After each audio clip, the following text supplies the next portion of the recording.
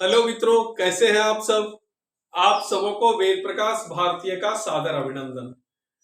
आज हम आप सबों के बीच 1784 के पिट्स का इंडिया एक्ट लेकर के आए हैं। भारतीय राज व्यवस्था और संविधान की अगली कड़ी में आज हम लोग पिट्स इंडिया एक्ट के प्रावधानों को पढ़ेंगे। जी हाँ, जो भी सिविल सेवा प्रतियोगिता परीक्षा के अभ्यर्थी हैं और उनमें भी हिंदी माध्यम से अथवा बिहार लोक सेवा आयोग प्रतियोगिता परीक्षा के अभ्यर्थी हैं या अन्य किसी लोक सेवा आयोग की तैयारी कर रहे हैं या एसएससी, रेलवे, अन्यथा अन्य किसी भी प्रतियोगिता परीक्षा की तैयारी कर रहे हैं, उन सबों के लिए भारतीय राज व्यवस्था और संविधान की ये कड़ी काफी लाभप्रद सिद्ध होगी।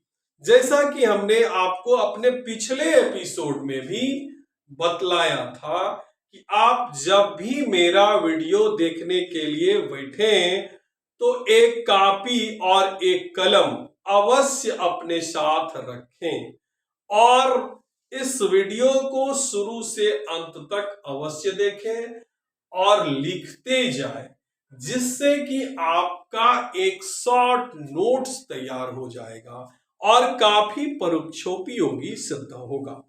तो चलते हैं हम अपने भारतीय राज व्यवस्था और संविधान की अगली कड़ी में पिट्स का इंडिया एक्ट जो 1784 में आया था, उसके प्रावधानों के अंतर्गत हमने 17 बिंदुवार जो जिक्र किया, उसकी 18वीं कड़ी में यानी 18वें पॉइंट को हम अब इसको दिखाने जा रहे हैं आप लोगों को। यानी भारत में अंग्रेज अधिकारियों पर मुकदमा चलाने के लिए इंग्लैंड में एक कोर्ट की स्थापना की गई। जी हां दोस्तों, इससे पहले 1773 का रेगुलेटिंग एक्ट हो या एक्ट ऑफ सेटलमेंट हो, उनमें कहीं भी ये प्रावधान नहीं किया गया था कि गवर्नर जनरल हो या उनकी 100 परिषद के सदस्य हो या ब्रिटिश कोई भी ईस्ट इंडिया के अधिकारी हो, उन पर मुकदमा कहां चलाया जाएगा, इस संदर्भ में कोई ठोस बातें नहीं कही गई थी।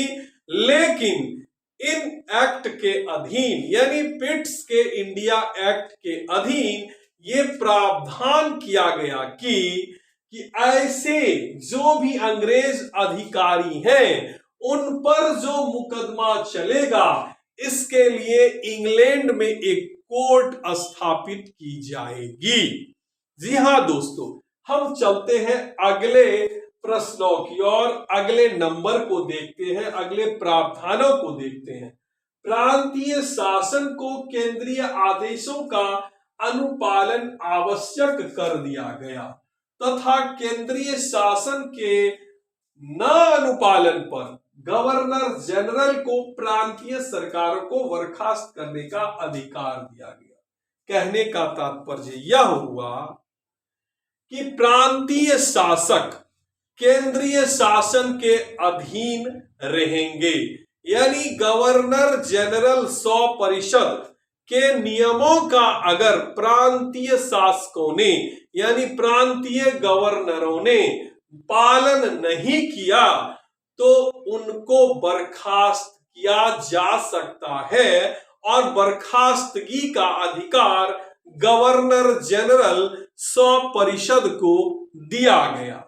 आगे देखते हैं, कंपनी के कर्मचारियों को उपहार लेने पर प्रतिबंध लगा दिया गया।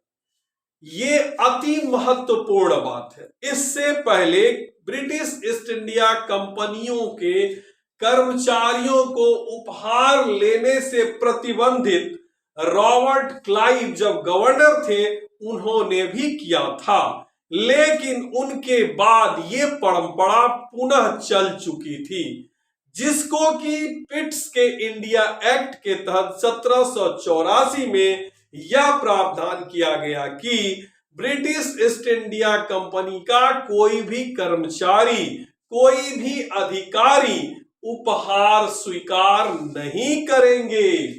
चलिए आगे देखते हैं।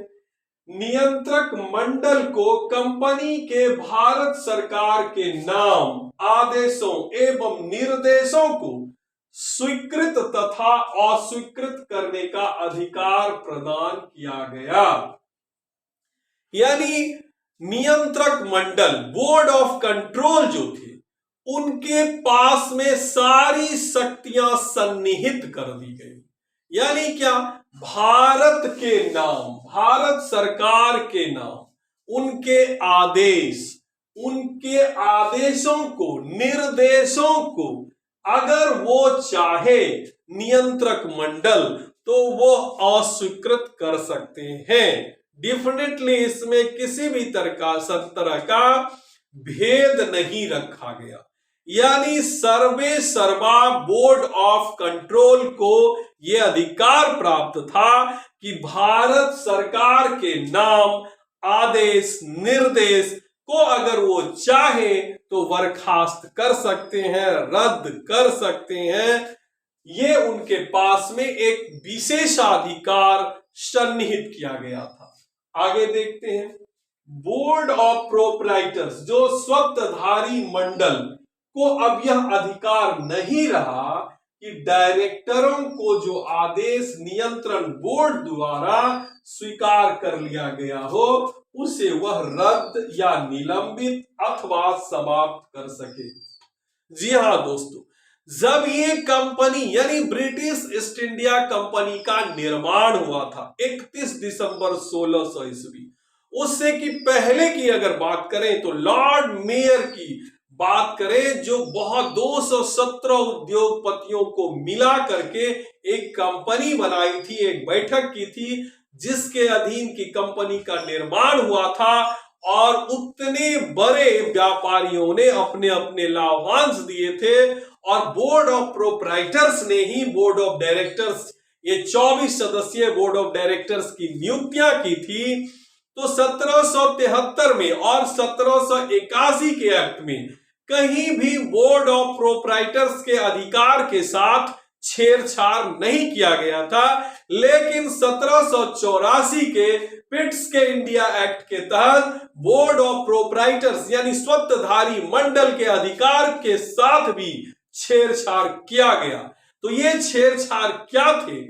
ये छेड़छाड़ थे जब बोर्ड ऑफ डायरेक्टर्स यानी निदेशक मंडल कोई भी ऐसी निर्णय जो पारित कर देंगे, कोई ऐसा विधान पारित करके और वो बोर्ड ऑफ कंट्रोल के पास भेज देंगे, तो फिर स्वत्वधारी मंडल को भी, बोर्ड ऑफ प्रोप्राइटर्स को भी ना तो उसे रद्द करने का, ना तो उसे निलंबित करने का, ना ही उसे समाप्त करने का अधिकार रह जाएगा। इससे साफ स्पष्ट प्रतीत होता है कि 1784 का पिट्स का इंडिया एक्ट स्वत्वधारी मंडल यानी बोर्ड ऑफ प्रोप्राइटर्स के आदेशों पर भी एक तरह से अंकुश लगा दिया। आइए देखते हैं आगे। इस एक्ट के अनुसार यह निर्णय भी लिया गया कि भविष्य में केवल संश्रावित सेवक ही गवर्नर जनरल की परिषद के सदस्य नियुक्त किए जाएंगे। बंबई तथा मद्रास की परिषदों का गठन भी बंगाल के नमूने पर ही कर दिया गया। जी हां दोस्तों, जिस प्रकार भारत में पिट्स इंडिया एक्ट के तहत गवर्नर जनरल 100 परिषद के सदस्यों की संख्या 4 से घटाकर 3 की गई थी, तो ठीक इसी प्रकार प्रांतों के गवर्नर को भी 100 परिषद बना दिया गया था और उन्हें भी उसके अधीन भी 3 सदस्यों की एक परिषद गठित कर दी गई थी।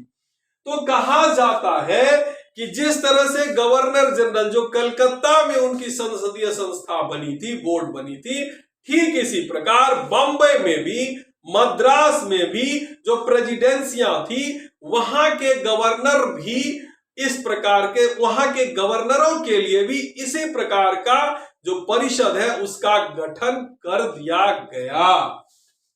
जी हाँ दोस्तों, अति महत्वपूर्ण बात और इससे एक निकल करके आती है, जिसका कि जिक्र मैंने अपने पिछले एपिसोड में किया भी था। तत्कालीन वायसराय, तत्कालीन गवर्नर जनरल, नोट वायसराय, तत्कालीन गवर्नर जनरल भारत में वारेन हेस्टिंग्स हुआ करते थे। जैसा कि मैंने आप सबों को पहले भी कहा था कि जब वारेन हेस्टिंग्स इंडिया में गवर्नर बन के आया था तो ईस्ट इंडिया कंपनी के प्रति काफी वफादार रहा था, लेकिन कालांतर में उनमें भी भ्रष्टाचारी और बेईमानियां कूट कूट कर भर गई थी। जैसा कि आपको अहमदुल्ला, ये आपको मुन्नी बेगम का मामला आता है, नंद कुमार का मामला आता है, इससे स्पष्ट प्रतीत होता है। या इलाहाबाद की जो बेगमें थी, अवध की जो बेगमें थी, उनके संपत्ति की सुरक्षा से संबंधित जो उन्होंने वादे किए थे, संधियां की थी, उस संधियों पर से वो मुकर गए थे और जॉन मिडल्टन के माध्यम से उन्होंने उसकी सारी संपत्तियां छीन ली थी और मुन्नी बेगम के अल्पवयस्क पुत्र को 3.5 लाख रुपया लेकर नवाब बनाने की घोषणा की थी। वो वारेन हेस्टिंग्स 1785 में इस एक्ट का विरोध किया और इंग्लैंड वापस चले गए इस्तीफा देकर के। जी हाँ, धन्यवाद।